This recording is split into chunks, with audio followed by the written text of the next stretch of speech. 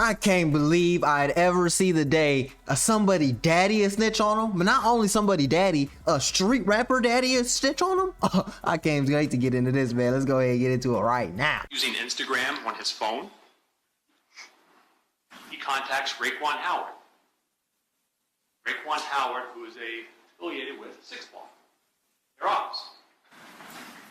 Tells him, got one of your boys slipping. Let him know they're getting ready to take somebody out, but doesn't say who. More testimony on day 3 in the murder trial for a Jacksonville rapper, Hakeem Robinson, also known as KSOO.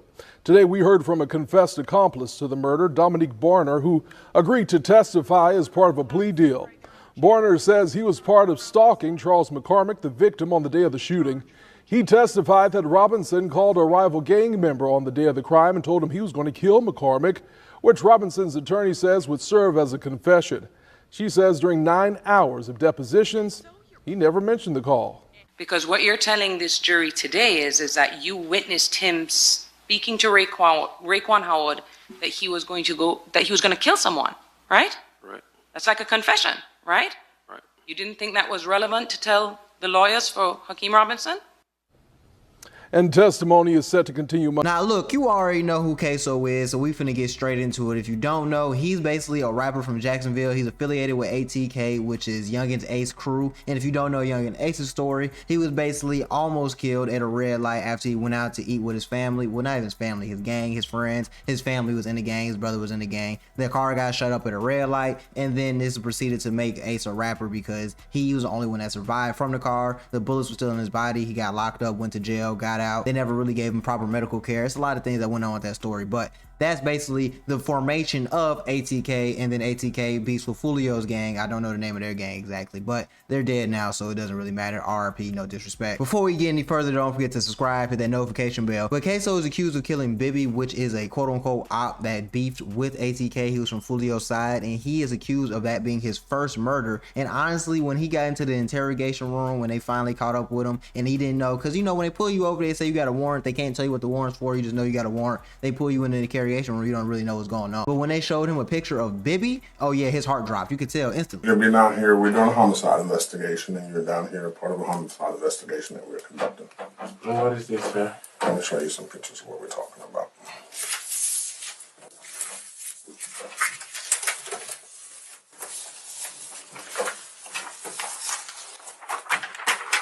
You know what that is?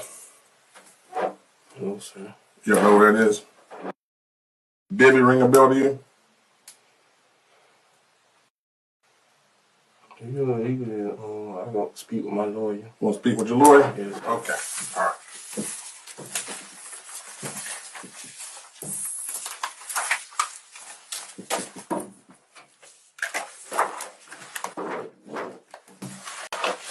It's going to be a bit. We're going to be out there doing some paperwork. You do have a warrant for your arrest. We have a warrant for your arrest for murder today. What? Yes. For what? You want your lawyer, so I can't tell you no more, but you'll be in trouble. What the hell? But to make matters worse, not only do they got you on a warrant, they got you making songs, they got you in music videos, dissing them, holding up jerseys, saying Bibby on the back because you took Mike Bibby's jersey. Low-key disrespected Mike Bibby and started dissing it, saying, yeah, I killed Bibby, this is a jersey I got from doing that. And you made a song cover with, I think it was actually a mixtape or an album cover, with people dead from the other side, including Bibby on top of the cover. I don't understand why you would do that after you actually had something to do with it. Even if you didn't shoot him, you had something to do with this, and you know that, the police know that, and you're gonna put this out? Album cover is making its way around social media.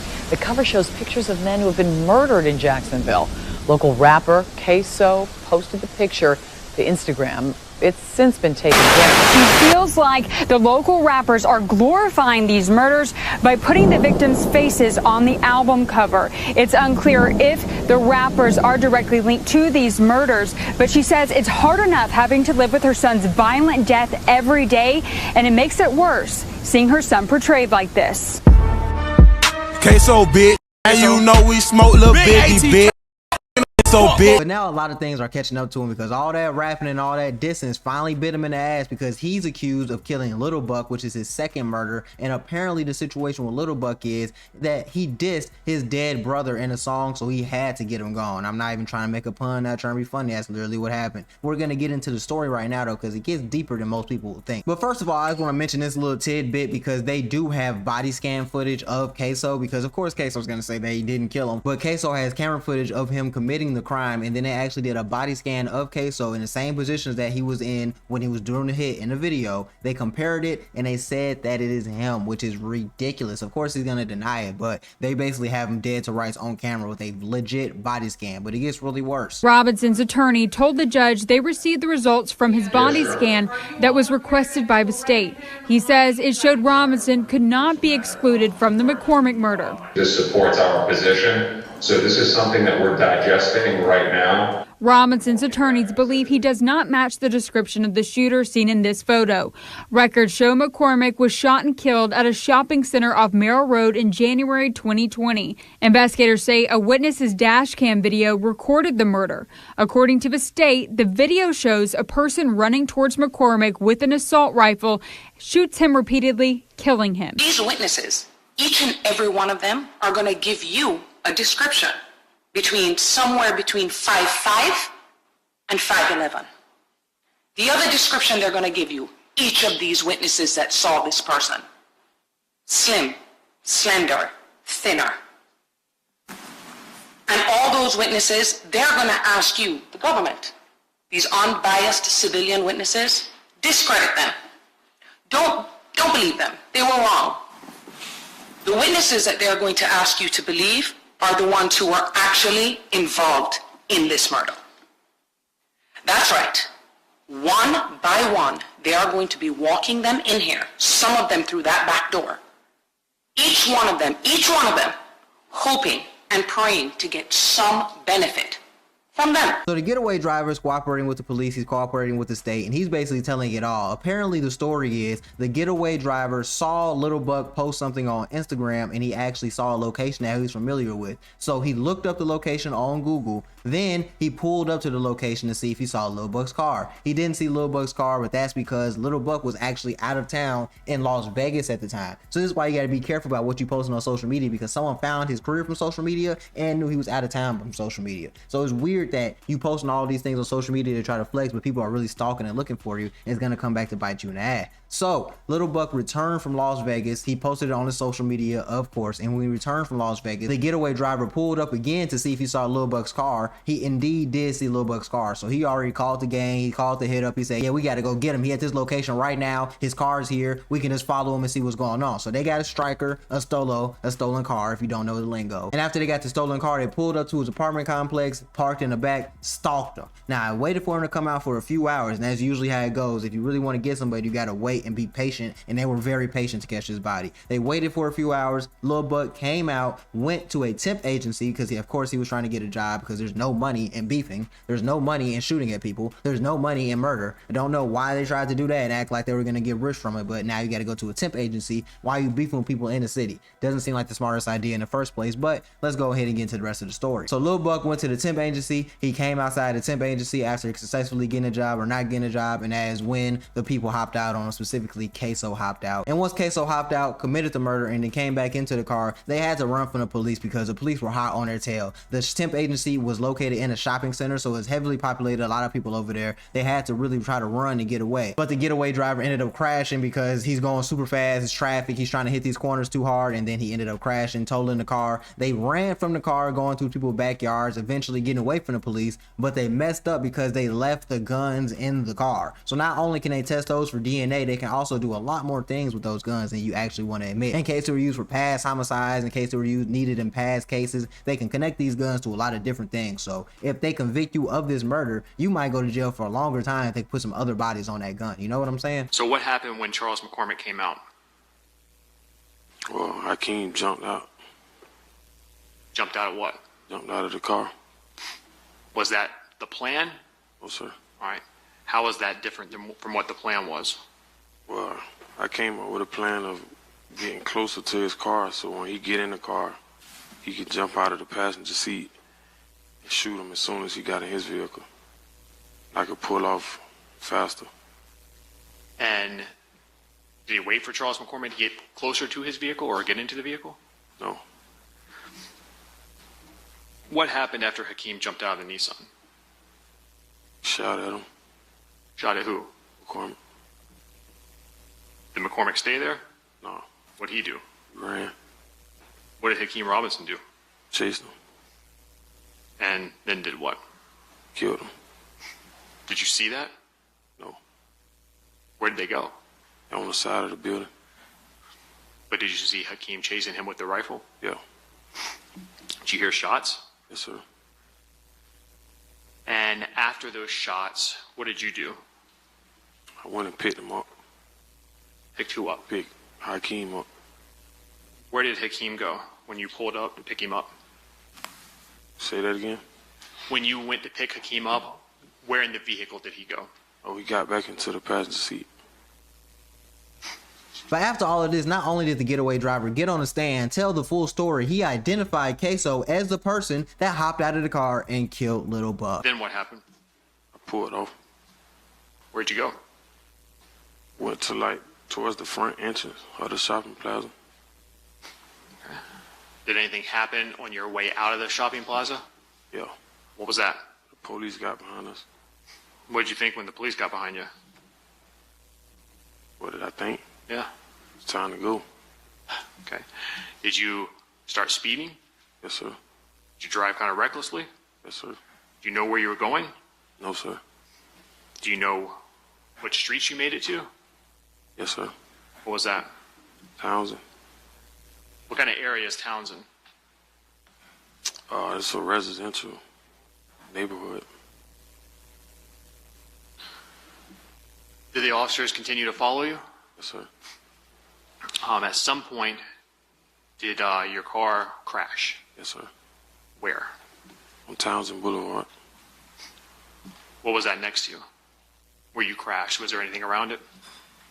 Houses. And just to make all of this worse, to tie it in with the first murder of Bibby, because he's getting tried for Little Buck now, but Bibby's case is right after this. Don't think he's only facing one murder right now. After KSOO committed the murder on Bibby, he took a gun that looked very similar, or is the exact same gun he used to commit the murder on Bibby, and used it to show off in a music video to try to look cool. Not knowing that the state was connecting all of this together, and eventually they were going to piece it together and try to hit you with two bodies with all the evidence they got on you. And it's very ridiculous. Like, I don't know, the streets are just getting dumber and dumber. I don't even know how people can get away from being this stupid. How'd you get out of preschool? How'd you get out of middle school? You're stupid. But the story gets even worse because there's the getaway driver, KSOO, and his brother. Now, all three of them were running through the people's backyard. They were trying to get away, and they ended up calling their father to help them get away. Their dad came up, pulled up as any dad would, to come get them. And then once they were on the ride home, that's when he started figuring out, oh, they actually just committed a murder. They're doing something crazy. Something's not right. It's feeling a little weird. Now, the dad did help them burn the clothes, so he is accessory to murder because he had some type of knowledge of what was going on. But to cover his own ass, and also because KSOO didn't want to man up and take the charges, because this is what people get fucked up. There's people get confused. If you're committing murders, right, and someone's finna go down for your murder that's family, or you know it specifically had nothing to do with that, you step up and you take your body. For example, D Rose in Chicago is going down right now. It's been down for a long time for a body he didn't commit, and no one ever stepped up and took his body. You don't think that's a little bogus, bro? Knowing that the person is probably dead now and you could probably get off on that, or even if they're not dead, hey bro, he did all this time, it's time for you to do your time. You know, I feel like that's just right, but a lot of people don't feel like that's right. So KSOO's dad went to Instagram basically to cover his own ass and say, yeah, this is why I snitched, this is why I did everything. And he pretty much said that my son's bogus for letting me take the rap when he know that I didn't do it, and they're gonna have me locked up for life, L-I-F-E, when you know you're the one that actually committed the murder. You know you're the one that put this together. You know you're the one that's actually guilty in all this, but you're gonna let your dad ride in prison for the rest of his life because you don't want to step up and take your charge like a man. I can't even get mad at him for that, for snitching. You really put your dad in harm's way by calling him, had him help you a little bit, then you're gonna try to bring him down. So even if you beat the case, he's probably gonna go down because both of y'all can't be innocent. Somebody did this and somebody's guilty. We both got y'all at this location. It's not looking too good for you, bro. But not only did his dad snitch, tell the full story how it happened in his eyes, he also identified KSOO and his brother on the stand, and it was a very emotional moment. I really feel like his dad didn't want to do that, but at the end of the day, it's me versus you. You a grown ass man. It's dog eat dog world. So you tried to get me locked up, I'm finna get you locked up. And it's just going like that right now. And this is what his dad had to say on the stand. Leading up to January 15th, 2020, Hakeem Robinson was living with you. Yes. And so you would see him on a daily basis? Yes. And as you have testified to, he's your biological son. Yes. And did you also see him after January 15, 2020? Yes. And when he was living with you in your home, did you become familiar with some of the clothing that he owned? Yes. See the types of clothing that he would wear? Yes. See him as he... Okay, if you'll rephrase your questions. Did you ever see him walking about the house? Yes. Did you see him in music videos? Yes. All right. Are you familiar with the way he moves? Yes. Are you familiar with, or 5 years ago, were you familiar with the way his build was, his physical characteristics? Yes. And after January 15th, 2020, you became aware of a video recording that captured the murder of Charles McCormick. Is that correct? Yes. And you've had an opportunity during the pendency of your case and the discovery to see that recording. Yes. Correct. Okay. Did you, when you viewed that recording, recognize the person depicted in it? Yes. Who is the person that was captured on the video recording shooting Charles McCormick?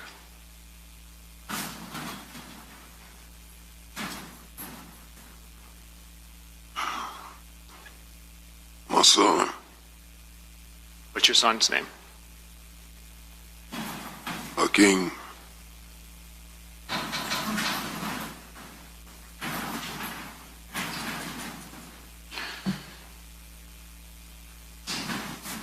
After the murder of Charles McCormick, did you become aware of a post on Hakeem Robinson's Instagram account referencing something that happened? Yes. And was that posted from a nail salon? Yes. And after seeing that post, did you reach out to Hakeem Robinson, your son? Yes.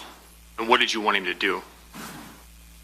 I want him to remove the post. Are you aware of any other posts Hakeem Robinson made to his social media around that time that concerns you? Yes. What was that? It was it was another post of dude Lil Buck. What did you see? It was just the emojis on the bottom of it that said bye bye bye. Say it again.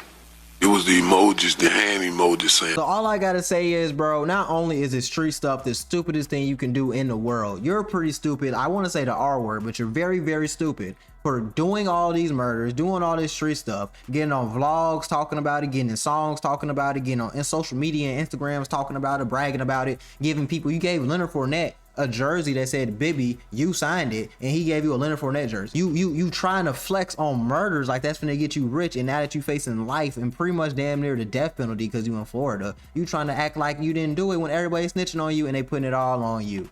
It's not looking good. So I don't think KSOO has a chance out of this. I honestly think he's gonna get life in prison or the death penalty. The smartest person through all this is Youngin Ace because he moved to Houston, so he can't get messed with no more. KSOO was still living in Jacksonville, I'm pretty sure, when this was all going on, even when he got picked up. So I don't know what's going on, but if I know I committed a murder and I know I'm guilty, I'm going to move to Houston with my rapper friend, then I'm gonna make my way to Mexico from there. I don't know if people are thinking this is a joke, but I'm not going to prison in America. It's not going down. But let me know what you think in the comments. I feel like KSOO dad ain't bogus. I feel like the whole situation is stupid and everybody probably needs to go to jail for their part and what happened. But hey, let me know what you think, because he's probably going to prison for the rest of his life. Like, his life is over with.